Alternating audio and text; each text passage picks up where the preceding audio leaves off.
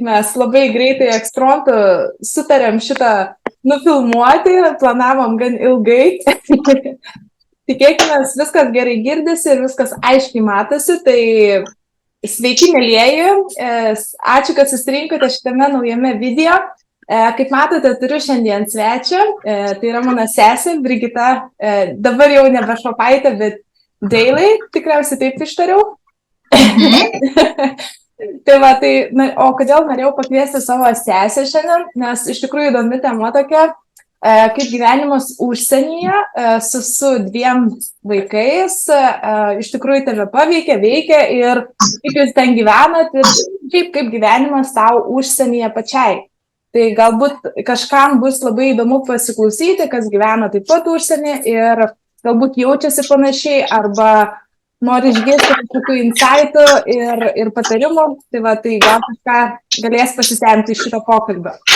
Tai galim pradėti, iš tikrųjų, pirmas būtų klausimas, kaip tau pačiai tas gyvenimas užsienį, gal trumpai papasakok, kaip ten nuvažiavai, kodėl nuvažiavai ir kodėl ten gyveni.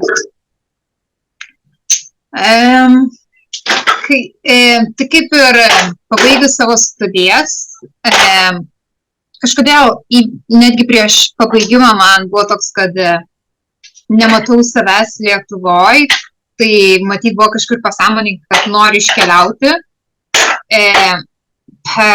padedant artimiems žmonėms, taip tiesiog susiklostė vasarą, grinai po studijų baigimo, tą pačią vasarą, kad man pavyko išvažiuoti į Angliją, į Mančesterį, netoli Mančesterio. Ir tiesiog prasidėjo mano gyvenimas nuo tos vietos ir gyvenimas klostėsi ir... Jo, bet pradžia visiems būna 12 metų.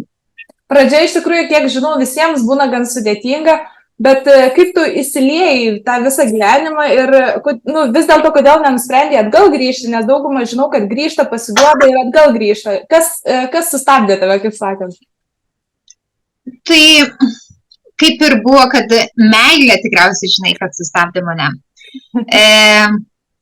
Taip jau, išbuvau kažkur beveik metus, ir jau buvau tikrai, buvo dar netgi gal mažiau nei iki metų, gal netgi pusę metų aš buvau iš tikrųjų labai nelaiminga čia, būdama viena pati, be nieko, be artimųjų, nelabai tokių labai, žinai, artimų draugų, tiesiog tokie pažįstami žmonės, vis tiek to ryšio kažkaip gal neužmezgiau su kažkuo, žinai, ir buvo, kad toks viskas, aš jau pasiruošus, netgi buvau svorio, labai daug priaugus savo pirmą kartą gyvenime, tiek priaugau svorio, kad nei širdį, nei gyvenime buvau nelaiminga, depresija buvo prasidėjus irgi. Ir aišku, tada gal pavasarį nusprendžiau viskas, man kažką reikia keisti. Pradėjau keisti pati save, pradėjau sportuoti, pradėjau tiesiog keisti savo tą ir buvau nusprendus, kad viskas. Po vasaros tikrai planuoju jau grįžti. Ir tą pačią vasaros pabaigoj netikėtai, netikėtai, bet taip atsitiko, kad susipažinom su savo dabar vyru Lee. Ir nuo ten prasidėjo visas gyvenimas. Lee yra anglas, taip, gyvena nuo vaikystės Anglijoje, nuo kūdikystės. Taip, jis yra anglas ir taip mūsų gyvenimas prasidėjo nuo 11 metų, prieš 11 metų. Daug laiko jau gyvenat kartu, skaityk, jau daug laiko esi ir ten Anglijoje, esi, kaip sakant, jau žinai viską ir ten kaip viskas yra. O pirmas vaikas, iššūkis jau santykiam visam kam tikriausiai pačiai tau ir 2 vaikai jau. Ką reiškia 2 vaikai? Aš turiu tik, pavyzdžiui, 1 vaiką dabar. Ką tau reiškia 2 vaikai? Daug nervų, reiškia 2 vaikai. Nežinau, aišku, tos laimės jie atneša tiek pat, kiek ir tų nervų ir kantrybės, bandymo ir visa kita. Bet tuo pačiu yra ir ta laimė, ir džiugesi, ir šypsenas, ir juoka. Jo, visas emocijas sukviečia, kaip sakant, į vieną katilą suverčia. Tai turi dvi mergaitės, tai yra Scarlett, kurie yra 5 ir Harrieta, kurie yra 2, taip? Beveik 2 ir beveik 6. Beveik 6. Tai, o kaip pasikeitė santykis su tuometiniu dar ne vyru, bet jau dabartiniu vyru susilaukus pirmagimio? Nu kaip, tikrai nebuvo lengva, nes tiek pirmas mano nėštumas buvo, jisai dirbo jau komandiruotėse Londone, tai išvažiuodavo sekmadienį vakare ir parvažiuodavo penktadienį po pietų, žinai. Su manimi yra mažoji, tai karts nuo karto pasirodys. Labas, Harrieta. Kas čia?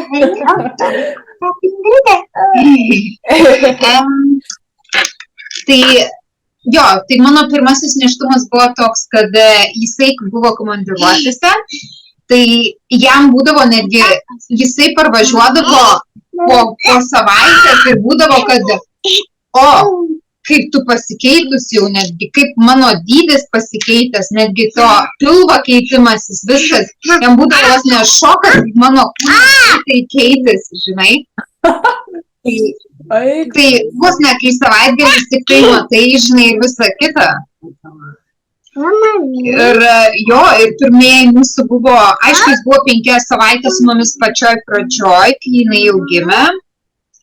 Ir po to jam gavo grįžti į darbą, vėl kitaip savaitgaliais grįžtant, tai pirmieji 3 mėnesiai ir buvo tokie, kad aš viena pati turėjau pereiti visą. Jisai tik tai vos ne savaitgaliais prisijungdavo ir viskas, žinai, vis tiek man vienai pačiai keltis, vienai pačiai maitini, pati save turi pasimaitinti, susitvarkyti, viską pasidaryti. Tai galima sakyti, kad biški tave taip kaip mama sustiprina, ar ne? Kaip žmogų galbūt sustiprina visą tą patirtis? Nelabai, kad sustiprino, nes buvo iš tikrųjų labai periodų, nes buvo ir labai tamsus periodas ir ta depresija ir visa kita, viskas buvo pasivyję mane irgi. Tai esi nauja mama, nežinai, ką darai.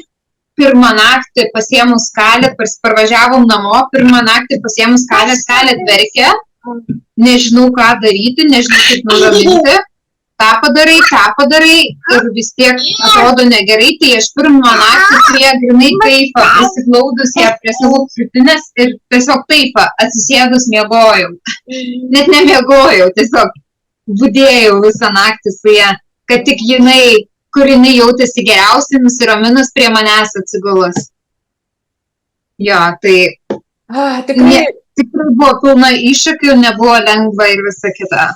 Ir dar esi vienas pats ir negali atsiremti kažką ir emociškai, ir net negali perduoti net vaiko kažkam, tai... Jo, negali estafetės jo perduoti niekam. Turėjau jo pereiti taip ir pati. Ir jo, toks buvo, po to vėl, aišku, kai vyras jau grįžta pilnu etapu, vėl yra toks pereinamasis, nes jam tai yra viskas nauja, kad čia kaip mes jau įpratusios gyventi, tai mums vėl reikia iš naujo viskas susidėlioti, kaip mes čia dabar gyvensim 3, nes tavęs nebuvo skaityka, ne tiek laiko. Tai jo, toks labai keistas laikotarpis. Bet ar buvo pykčių, kažkokių nesutarimų, ar kažkas... Tai žinoma, kad buvo. Gal daugiausiai ir buvo, kad kai tas atstumas didelis ir buvo, tai daugiausiai pykčių, nes tu pyksti. Aišku, tas žmogus jaučiasi, aš suprantu jo pusę pilnai, bet žinai, tuo metu tu pyksti, kad jis vos ne yra labai toli, kad tau negali padėti, tu pyksti dėl to, tu pyksti, dėl visko, tiesiog tu pyksti. Nors net nepagalvoju iš jo pusės, žinai, kodėl jis ten yra ir taip, bet tau atrodo, tuo momentu reikia tos pagalbos ir negali gauti iš nieko, tai ir tu pyksti. O kaip?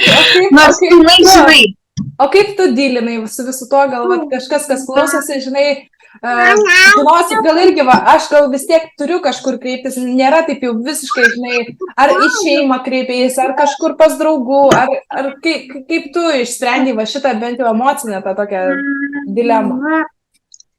Daug ašarų, sunkiai, neturėjau labai kur ką kreiptis, irgi, kad mano aplinkoje draugai jau visi turėjo vaikus, visi jau vos ne paaugę vaikai. Aš tokia kaip ir vyresnė, kuris susilaukė, kaip biški vyresnė susilaukė vaiko, tai man tokia kaip ir naujovė. Arba mano šeimoje, arba ly šeimoje, tai nei vienas dar kūdikio neturėjęs pagal mūsų tą amžių, žinai, sesės broliai, nei vienas, tai iš tikrųjų, yra nelengva ir nėra gal kur atsiremti per daug, kai nėra vyro šalia, bet vat, kur ieškojai tos tokios atramos emocijų? Ir, net nežinau, tiesiog reikėjo gal, aišku, turėjau išlaukti, kol mano vyras pargrįš, aš jos ir neieškojau. Buvo, atsimenu, vienas jau labai mano baisus atvejis, kai net neatsimenu, kiek Skalė buvo amžiaus, kad iš tikrųjų pykau ant viso gyvenimo, galvoju pačius baisiausius dalykus, verki, isteriškai, galvoju susisukęs kažkokias nesąmonės, pats varai tą varikliuką, tokį suki, ant vyro pyksti, net nenori šnekėti su juo, pyksti belenkiek. Ir jau buvo, kad aš atsimenu vieninteliam žmogui, kuriam atrodo, tada galėjau paskambinti, skambinau Richardui broliui ir tiesiog ir pradėjai, žinai, lieti širdį, sakyti, kad nežinau ką daryti, man reikia, kad mane nuramintum, nes net negalėjau, atrodo, pykau ant viso pasaulio, viso gyvenimo, net nenorėjau net niekam skambinti, bet atrodė man, tiesiog galvoju, kažkas sako, skambink kažkam, kad tau reikia pašnekėti, nes kitaip net nežinai, kas būtų įvykę tą dieną, žinai. Baisu yra, baisu. Kaip manai, čia tikriausiai moksliniais terminais mes galėtumėm apdėlioti, jeigu pasidomėtumėm šitos dalykus ir yra tie įvardijimai, netgi kas po gimdymo būna baby blues, visokie ir panašiai. Bet kaip manai, kas tau būtent nutiko, kodėl va, taip organizmas sureagavo, ar kažkaip nežinau, ar tiesiog kad tavo tokia situacija buvo, ar manai, kad būtų buvę kitaip, jeigu būtų vyras, pavyzdžiui, šalia? Mums ir būdavo tuo atveju, kad ir jis būdavo, tiesiog yra neišsakyti kažkokios emocijos, užlaikyta, nemiegas naktys. Tu negauni visiškai to miego, maitini kas kelias valandas. Mano mažoji vis valgydavo labai daug, mano abidvi buvo labai valgytojos didelės ir aš jas maitindavau, kada jos norėdavo, ant poreikio, verkė vos nemaitinė.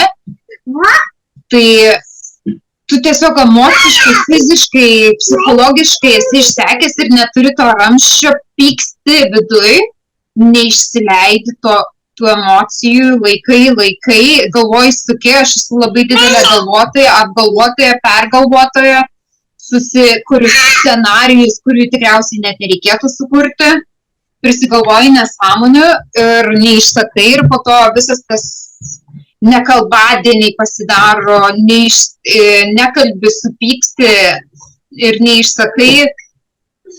Ir visą tą kaupi ir po to, žinai, sprogsta, kad jau nebegali pakelti. Bet, žinai, irgi buvo tas... Sakyk. Ir buvo, žinai, kad ir sprogau, bet ir tuo pačiu, žinai, buvo, kad su broliu kažkaip pašnekėjom, aišku, jam irgi toks jautėsi beviltiškumas, kad jisai toli, negali nei atvažiuoti, nei padėti, niekas, žinai, negali ateiti padėti. Ir jiem irgi buvo toks beviltiškumas, aišku, tu dar ir tu to net ir nenori perduoti kitam žmogui, kad negali jis man padėti. Gali būti, kad tas mūsų dylinimas su savo emocijom parėjo ir iš tėvų, žinai, šiek tiek dalykai. Kad kai yra labai sunkios situacijos, stresinės, kaip mūsų mama ypatingai reaguodavo, kiek atsimenu, tai ašaros, tai rėkimas.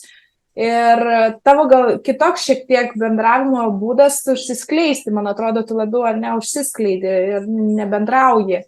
Tai gal biškai kitokia situacija, bet jo, tas galbūt perėjo šiek tiek iš tėvų, kad nemoka gilinti su emocijom, išsakyti jausmų, tiesiog va tas dalykas, aš taip pagalvojau, gali būti, kad dėl to dalykas. Nu, bet čia, nukrypam. Gal šiek tiek linksmesnė, galim temą pakalbėti, iš tikrųjų įdomu irgi va šitas galbūt, kas gyvena užsienyje, pats keliavimas su 2 vaikais, aš atsimenu, kai pamačiau jau suskalėt, kaip gražai, o galvoju, šaunuolė. Bet dar šiais metais grįžai ir viena pati, ir dar su 2 merginom, kuriai buvo 2 metai vienai, kitai 6 metai. Na, aišku, jau 6 metų gal tiek rūpintis nebereikia, jinai dar padeda, bet kaip tas pats keliavimas su vaikais, ar yra sudėtingas ir panašiai, papasakok šiek tiek, kaip tu keliauji. Nu taip, keliavimas, aišku, yra sudėtingas. Pirmą kartą keliavau, kai Skalėt buvo 6 mėnesiai, ne, gal biški daugiau. 7 gal kažkur mėnesį su jie keliavau.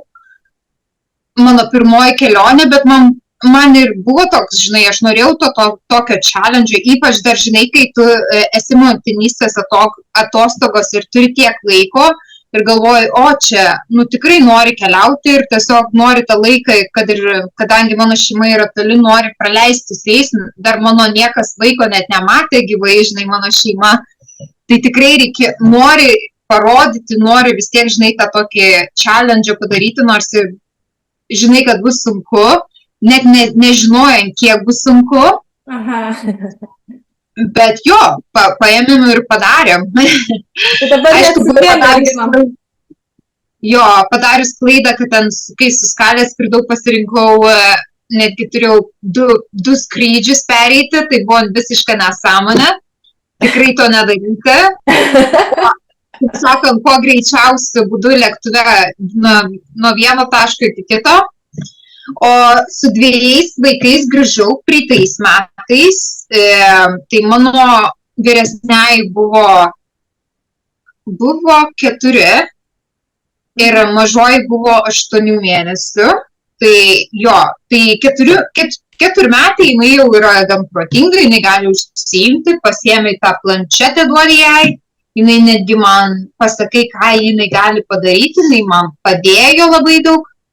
Ir tą paduoti, paprašai, jinai labai lengva, aišku, jau tuo būdu, bet vis tiek tu esi atsakingas žmogus, tu vis tiek turi ir jie rūpintis, ir jai, žinai, viską padėti, nes jinai irgi dar visko nežinau, bet aišku, jinai nebuvo, kad ten isterijos ar ten nuobodumą, žinai, pradėti lakstyti, dar kažką, tokių nebuvo, aišku.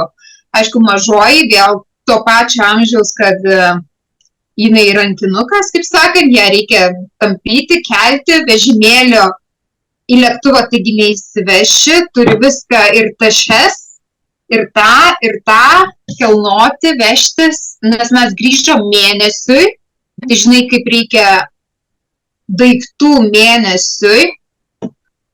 Tai jo. O pasakyk, ar brangu keliauti yra su vaikais apskritai, grįžti, pavyzdžiui, į Lietuvą? Mūsų Lietuvos atostogos, aišku, niekada, nėra tikrai pigu. Aišku, kai būni pas kokią šeimą apsistoji ar dar ko nors, aišku, tai sutaupo tavo pinigus, kad tau nereikia išleisti viešbučiams. Mašinas irgi nesinuomavau, tai man, aišku, tos pinigus, bet vis tiek turi išeiti, maistą pats perki, išsileidžia tų pinigų, aišku, nori kažką veikti, pakeliauti. Biletai visi panašiai. Taip, tai tų pinigų visą laiką išsileidžia, bet jeigu mes grįžtam su vyru ir, aišku, mes visą laiką pasiemam viešbučius, automobilio nuomą, tai, jau, manau, kad tas kiekis pinigų susideda, kaip kad tu išvažiuotum kažkur ir į kitokią valstybę atostogauti, išsileidžia tiek pat. Jo. O dabar galim šiek tiek aptarti galbūt ir karjerą tavo visą, šiaip įdomiai ir dirbai ir prie lėktuvų, ar ne, pačiam oro uoste esi dirbus. Tai prieš tai darbavaisi, ką dirbai ir galbūt pereisim prie to, kokios karjeros galimybės tavęs laukia po to, kai jau susilaukiai vaikų, nes iš tikrųjų tas įdomu, moterims ir dabar man tas aktualu iš tikrųjų yra, kaip grįžti į darbus ir nuo ko pradėti. Tai va. Nu, aišku, žinai, kaip esi jau emigrantas atvykęs į valstybę, tai tu pradedi vos ne nuo žemiausio. Tai buvo toks kaip ir fabriko darbas, ne?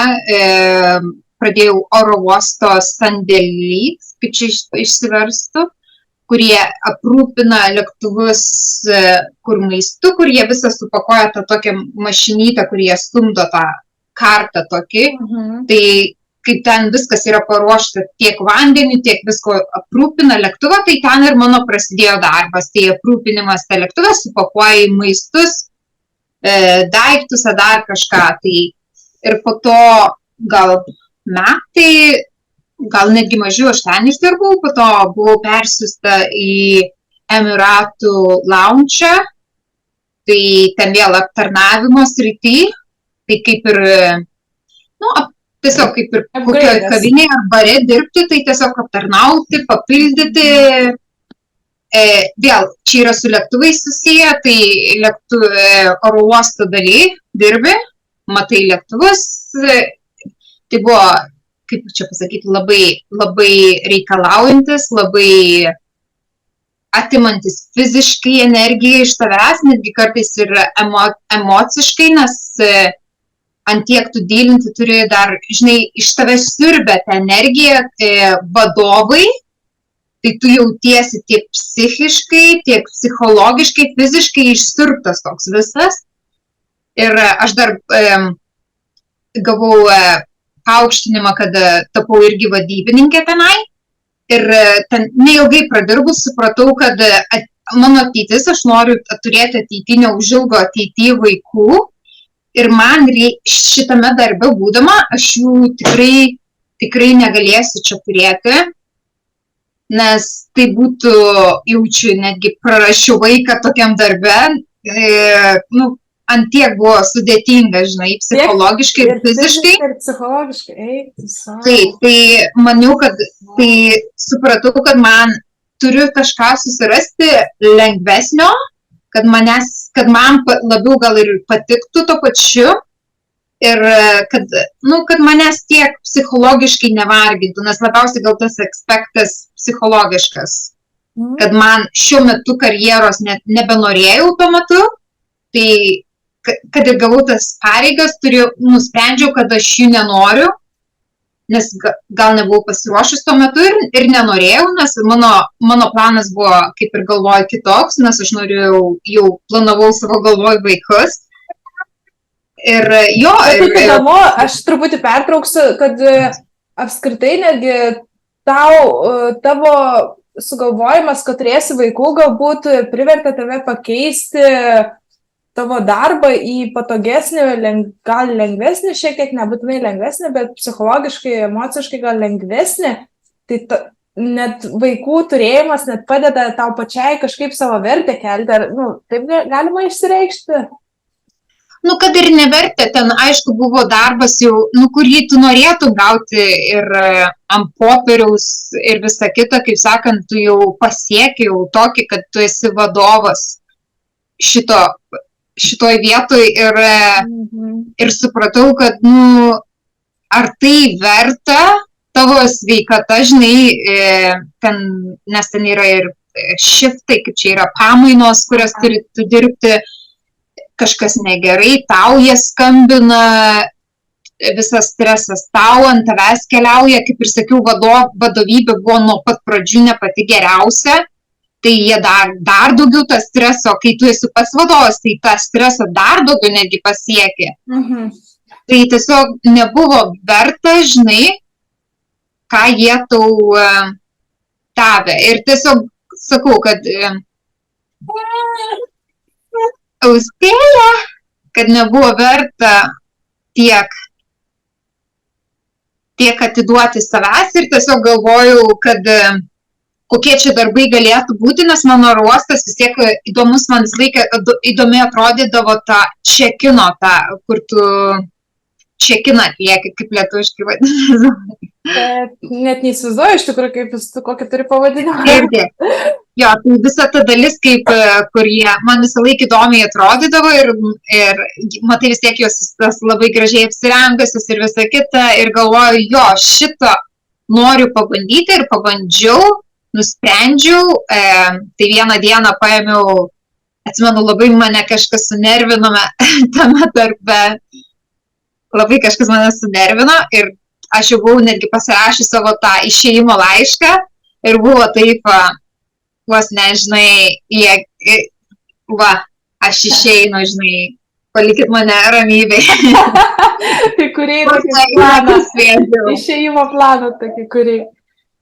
Nes jo, jau buvau apgalvojus, buvom su savo vyru apkalbėję, kad jau užtenka man. Taip, dabar atsimenė per baigti. Jo, tai... Turėjom biškį čia nutraukti pokalbį ir iš to pradėti, nes Zoomas tik 40 minučių žodį duoda, bet nieko. Nu, tai va. Ček. Tai jo, tai kad buvo... Tai va, turėjau pasirinkti ir man visą laiką įdomiau atrodė, kad tas check-inas panelės ten dirba darbą, žinai, moteris. Jo, ir nusprendžiau pabandyti šitą, praėjau visą procesą, treningus ir visą kitą ir jo, pradėjau dirbti, tai išdirbau tame darbe 5 metus. Tuo pačiu ir pastojau, gal metus ar 2 metus išdirbau ir tada jau pirmą vaiką susilaukti ir pastojau, kol ten dirbau ir buvo, aišku, žymiai geriau grįžti į tą darbo vietą man, kadangi, man rodos, buvau 10 mėnesių motinystės atostogose, nes tu tiek tą gauni tik 9 mėnesius Anglijoje. Ir grįžau ir, aišku, mes buvom iš anksto jau ėję kalbėti su darbo vietą, kad man duotų tokias darbo dienas ir valandas, kurios mano vyras yra pats išeiginėse, tai jo savaitgalis dažniausiai būdavo. Ir dirbdavau netgi į tą pačias kelias tas valandas, įtalpinau netgi 20 valandų.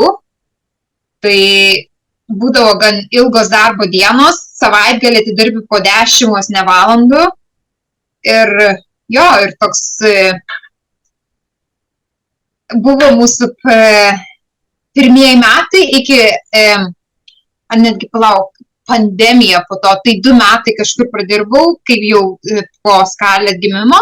Tai va, įdomu, iš tikrųjų tas laikotarpis, papasakau, kaip buvo per tą pandemiją visą, nes iš tikrųjų lėktuvų tas sektorius labai nukentėjo, skrydžių tai yra sektorius. Tai papasakau šitą istoriją, nes gal įdomu bus išgirsti, va, irgi šitą dalį. Jo, tai ir buvo, kad metai su pusė, kai buvau jau grįžus ir pandemija prasidėjo, gal buvo tik tai pirmi tie mėnesiai, aišku, vis ėjo baisiau ir baisiau.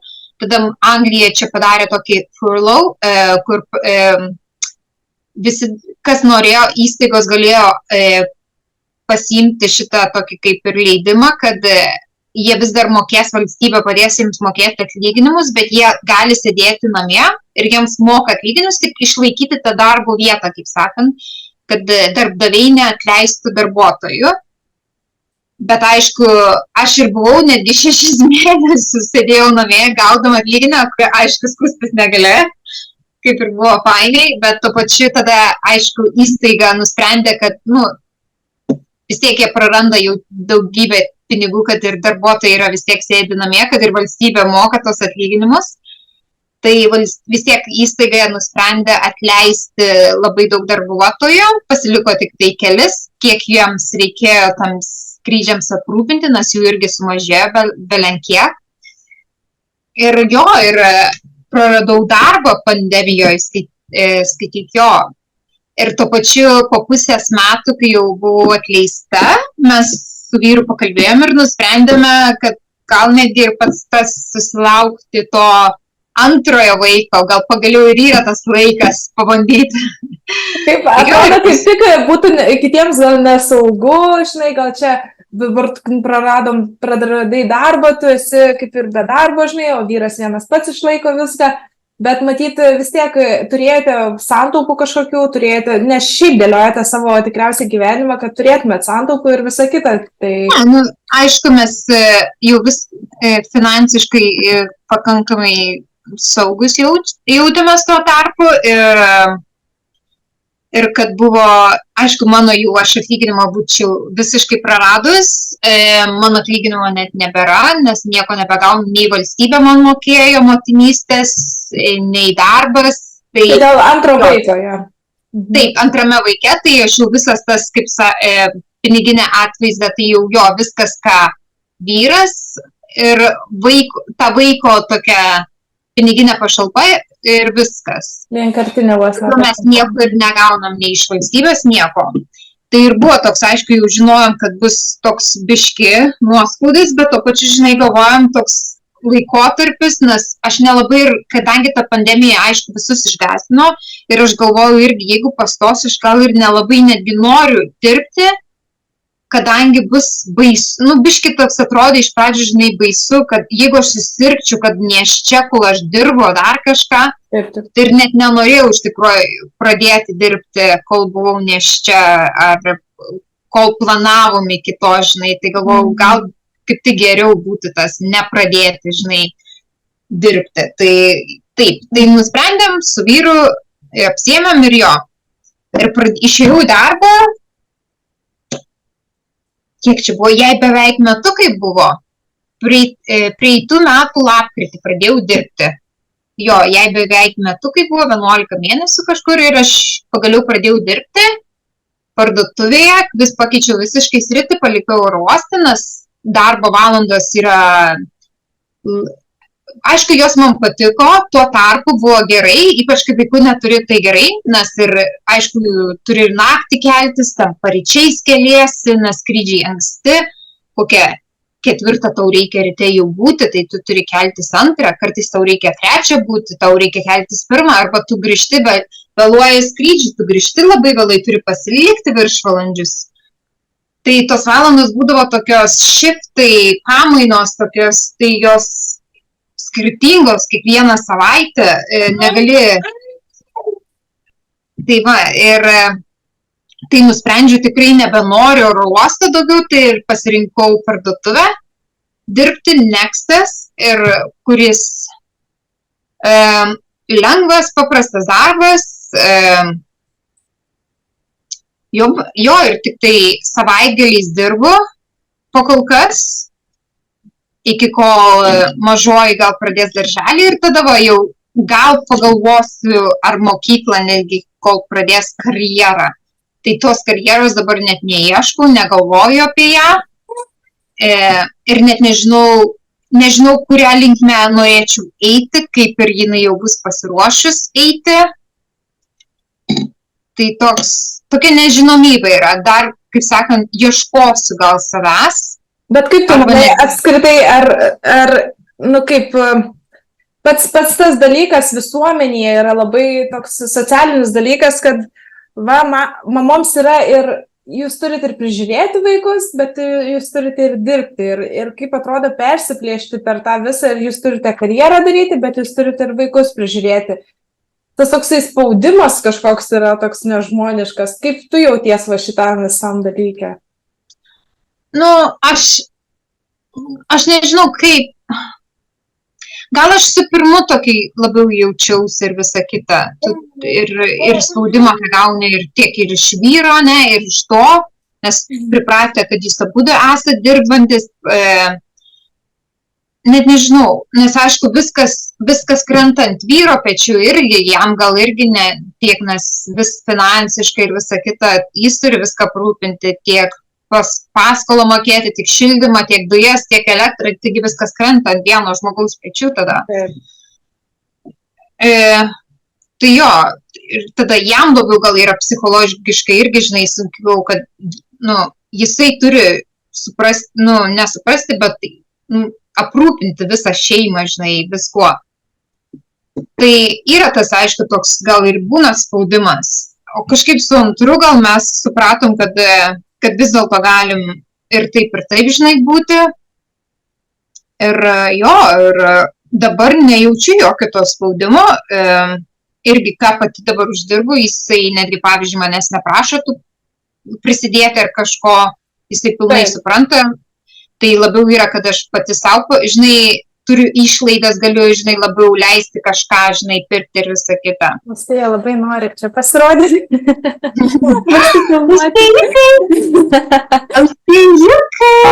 O kaip, pavyzdžiui, irgi, pereinant šiek tiek į kitą temą, tas šeimos galbūt ir kitų mamų galbūt aplinkos tas spaudimas, kaip turėtum auginti vaikus. Ar tu jautėjai šitą spaudimą, ar tau jisai atėjo kažkoks toks, ar buvo, ar ne? Kaip tu jautėjai savo motinystėj pirmoji, antroji, sulaukas pirmoji ir antrą vaiką? Nu taip, pirmoji visą laiką yra su to, aš primetu, kad visą laiką yra su to pirmu vaiku, kad tu jauti tą tik socialinius, nes tu nežinai, ką tu ateini, kad ir kiek tau kas sakys, kad ir ką tau pasakys, vis tiek tu nežinai, ką tu ateini, kad ir kiek tu tam paruoš. Nu vis tiek, kad ir ką tu galvoji, aš taigi čia, kaip čia pasižiūri, taigi kaip šita negali, ne, nu aš tikrai galėsiu.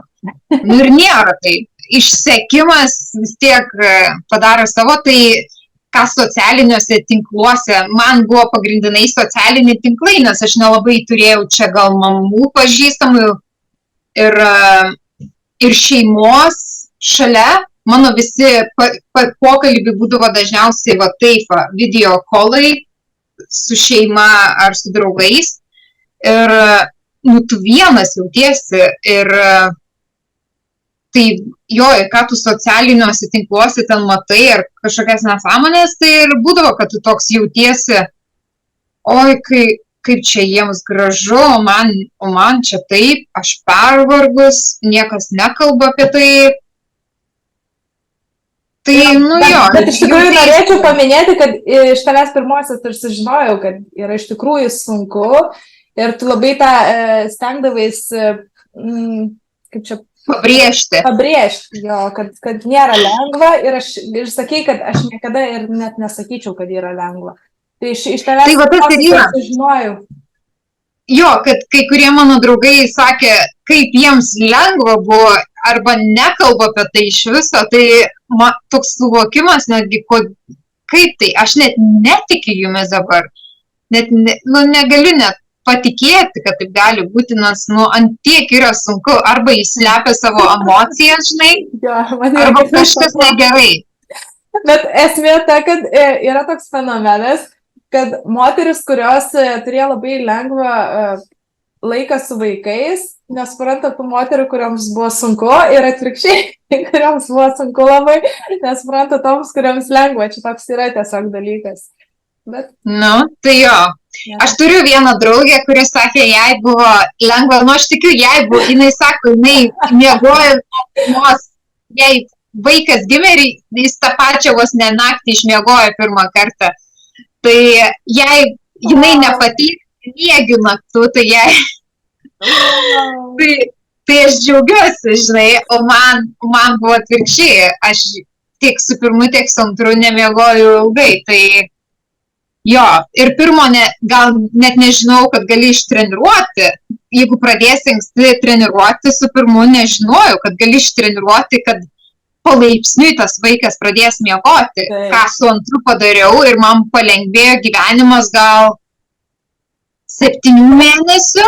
Vaikas pirmą naktį išmiegojo ir man buvo o su pirmu mes dar lovai miegojom vienoj visi labai ilgai. Taip, labai didelis skirtumas yra tarp vaikų, iš tikrųjų apskritai vaikai yra labai skirtingi, įsitikinai tikriausiai ir pati, ar ne, kai turi vieną tokį ir vieną tokį vaiką. Nu taip, visiškai skirtingi charakteriai, visiškai skirtingi vaikai man užaugo, pirmoji yra labai, pavyzdžiui, jautri asmenybė, jo, jautrioji asmenybė, antroji yra pašėlus, jinai man jau atrodo, bus daug reikalų su ją. Ir jinai mėgsta parodyti, jeigu jinai, kai jau buvo mažytė 8 mėnesių, ant žemės jau pradėjo rodyti, krenta dramatiškai ir rodydavo, kad jai jeigu kažko jinai negauna, jai jau viskas, čia jau reikia. Ir jinai vis dar šitą daro. Tai aš jau matau, kad jinai bus labai jau parūpas tada. Bet, Tai labai pavyzdžiui, visame šitame, kaip sakant, sunkioje motinystėje, kaip tu, gal turi kažkokių patarimų moterims, kaip tu savo laiką skiri ir kaip atrandi to laiko savo, ar yra jo iš vis? Ne, mano atsakymas yra ne, laiko savo neturiu ir jo nelabai gaunu. Viską, ką darau, dažniausiai yra su vaikais. Tai, aišku, pirmagimė mano jau mokykloje. Čia Anglijoje pradeda ją 4 metų mokyklą, tokia kaip ir pradinukai. Ne, kaip čia skaitosi, prieš mokyklę. Primary school kažkoks? Kaip jūs lietuviškai vadinat? Prieš mokyklinis, jo, kažkoks. Jo, ir po to šiais metais pradėjo 1 klasę, 5 metų skaitėsi 1 klasę. Tai, aišku, man jau būtų to laiko, bet kadangi turiu antrą, kuris dar namie su manim, tai to laiko tikrai neturiu. Mano vyras dirba pilnu etatu, nuo pirmadienio iki penktadienio, tai aš, aišku, turiu būti su to vaiku. Ir po to savaitgalis aš išeinu dirbti, tai gal būtų tas laisvas laikas biški pailsėti nuo vaikų darbe, bet tu vis tiek atiduodi fiziškai ir psichologiškai save darbui, tai ir vėl nėra to laiko savo. Net nežinau, o ką tu darai per laiką savo, aš net nebežinau. Tai galima sakyti, kad to laiko savo, tai yra, nežinau, nebent mamų, kurios turi pagalbos iš šalies, ne? Tai nėra, kad visi turi laiko savo ir gali būti, kad ir nebus jo ir viskas gerai su to yra, taip? Nu, aš jau esu pripratus, žinai, jau taip gyvenam, jei mano pirmagimiai bus 6 metai neužilgo, tai aš taip jau gyvenu 6 metus, tai mano tiesiog kūnas, protas jau pripratęs prie to. Aišku, tu pagalvoji, žinai, galėtum kažką turėti. Nu, gal vonioj paguli kokią pusę valandos, tas laikas savo pagulėti vonioj. Nu, gal toks ir yra mano laikas. Bet jo, nelabai jo gaunu ir net nežinau, ką patarti kitom, kaip jums, net nežinau, kokio patarimo. Būtų klausimas toks, su kokiais sunkumais susiduri būtent su skirtingais vaikų amžiais. Tai, nu, nežinau, kokių... Kaip čia pasiruošti, ir man ateičiai gal? Nu, mano yra vaikų skirtumas beveik 4 metai. Ten 3 metai ir 10 mėnesių kažkas. Tai yra gan didelis skirtumas tarp jų. Tai kai mano antroji gimė, pirmagimiai buvo visiškai nelabai įdomu. Tiesiog ateini pasižiūri vos ne kaip pilelių, arba jinai buvo jai kaip ir trukdys, kuris... erzindavo jaučianas, tai yra vien garsas išeina iš to kūdikio, ne? Ir aišku, jinai prarado dar mamos dėmesį visą, nes net nepastebėjau, kai mano vaikas užaugo, gal 6 mėnesius, aš net nepastebėjau, kai mano vaikas vyresnioji užaugo, jinai tiesiog taip pradingo tie 6 mėnesiai. Ir dabar, kai jinai jau pradėjo vaikšti, aišku, juos jau žaisdavo biškutį, žinai, ateina pakybina jų vyresnioji mažąją, bet jau kai pradėjo vaikščioti, jau visas prasidėjo žaidimas tarp jų ir dabar ir laksto vieną kitą žaidžia, durniuoja, bet tuo pačiu ateina tas jau, kur prasideda cypinimas, kriaudimas vienos kitos, nori, kad išmokytų vyresnioji dabar biški šilkščiau pradėjus yra žaisti su ją, tai vėl yra kartuoja, žinai, nežaisti širkščiai dar, kai nors prasideda, nu jo, tokias, bet tuo pačiu ir miela, ir vėl gražu, bet tuo pačiu vėl ateina kiti aspektai. Ir galbūt toj visai dabar tam chaose, galbūt atpažįsti ir pati save vaikystėje, ar būna tokių momentų įdomu man pačiai šitas dalykas? Nu, tas dabar dar, žinai, tas amžius yra, kur mes gal dar nelabai atsimenam patys. Aš jaučiu labiau su tavim, kaip esame vis tiek sesės, mes atsimenam labiau tą savo paauglystės laikotarpį. Tas kaip mažiukai būdavom labiau yra išsiminę tiesiog kelios akimirkos arba iš nuotraukų, ką matom. O tas, jo, dar negaliu labai sulyginti gyvenimų, žinai, nes nelabai atsimenu. Tas, aišku, jų meilė, visa kita ten yra beribė, jau matai, žinai. Tai ką ir mes visą laiką turėjom, rūpinimasis mano kaip vyresniosios buvo visą laiką, tik vėliau tas paauglystės laikotarpis, kai ateis, tai jau bus labiau palyginimas, kad kaip čia dylinsim, nes kaip mūsų buvo patirtis, tai mums buvo labai baisi patirtis. Ja, dar savo žiūrovom nepasakojau savo vaikystės, bet galbūt padarysiu tokį video, jeigu bus kažkam įdomu. Sunki tema iš tikrųjų yra ir dabar net man šnekant irgi iš karto, žinai, kyla tas mintis apie vaikystę ir panašiai, tai jo, nelengva vaikystė buvo. Ta vaikystė, aš tiesiog kalbu labiau gal apie paauglystę, kaip tavo ir mano ryšys koks buvo. Bet tai kas seka ir iš vaikystės, žinai, visi. Taip, aišku, viskas persinešė, dar kaip ir paauglystės, kaip mes buvom kaip ir mergaitės, kaip paauglės užaugom, neturėjom mamos, ne? Nu, turi mamą, bet jinai nebuvo su mumis to paauglystės laikotarpiu ir buvo, aišku, mums, gal sakyčiau, praščiau, nes vis tiek gal reikėjo tos mamiškos patirties ir dalinio, ne? Ir jo, ir mums buvo labai sunku dylinti vieną su kita. Bet kaip ir dabar mes galėsim savo dukrom, ar ne? tą suteikti galimybę. Mes netgi buvom tą ryšį praradusios kelis metus, ne? Neturėjom visiškai to tokio supratimo, net visiškai atsiribojusios buvom viena nuo kitos, iki kol aš neišvažiavau į Angliją ir po to supratom, atgavom tą ryšį vieną su kita, kad nereikia tokių nesąmonų ir visą kitą supratom, susivokėm. Jo, ir... Tai tikiuosi nebus taip su mano mergaitom. Bandysim, žiūrėsim, aišku, dylinsim, kai laikas bus. O dabar, žinai, iki paauglystės dar yra laiko, reikia jas paruošti iki to. Dar klausimas būtų, ar brangu auginti vaikus Anglijoje? Taip, tai prieš tai pasižiūrėjau, kiek yra vidutiniškai, kadangi mes biškai klausimus tu man buvai atsiuntus, tai pažiūrėjau, kad nesumeluoti. Ir aišku, čia yra vidutiniškai, gal kažkas mažiau, gal kažkas daugiau moka. Tai apie savaitę, jeigu pilnu etapu vaiką leisti darželį, tai va, gauni 9 mėnesius motinystės, jeigu esi dirbantis žmogus, apmokamas. Ten dar, aišku, priklauso tas apmokėjimas pagal tavo kontraktą, arba tiesiog gauni minimumą, kas yra kokie ten 4 savaitės, kažkur, čia man buvo prieš 5 metus mokama, tai aš nebeatsimenu tiksliai. Tai va, per savaitę, kai tavo vaikas į darželį išeina, tu turi mokėti apie 260 į savaitę.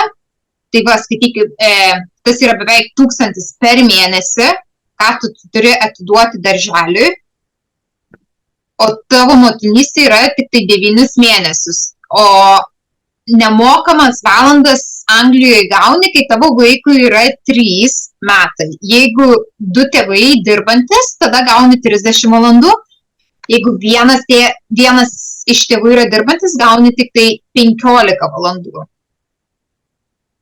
Ir taip va. Tai iki po 3 metų, jeigu būtų dirbantis, tai gerai, gausi tada 30 valandų ir gali dirbti tam tikras, aišku, valandas, kur tavo vaikas eina į darželį. Ir mokykla prasideda nuo 4 metų, kas jau gal palengvina biškį tą situaciją. Tai apie metus, ne, kaip čia, 2-3 metus beveik, tu turi atiduoti savo atlyginimą, 3 metų atlyginimą, skaityk, vieno tėvų atlyginimas eina darželį. Taigi yra dažniausiai dėl to tėvai čia pasirenka, kad vienas iš tėvų nedirba. Ir tiesiog gaunasi tas pats. Ar tu dirbi ar nedirbi, vis tiek tie pinigai išeitų darželį, arba geriau pasilikti vaiką namie su savim. Tai realiai tas pats, kas pas mus auklė būtų pasisamdyti. visą laiką, kad būtų auklė. Wow. Taip, labai, labai brangu. Bet dabar kaip ir giedras dangus ateina, kaip ir Anglija planuoja biški pasikeitimų vaikų sistemoje, kas prasidės nuo balandžio, kaip ir pirmieji tokie pasiruošimai, tai žiūrėsim, kaip čia gausis.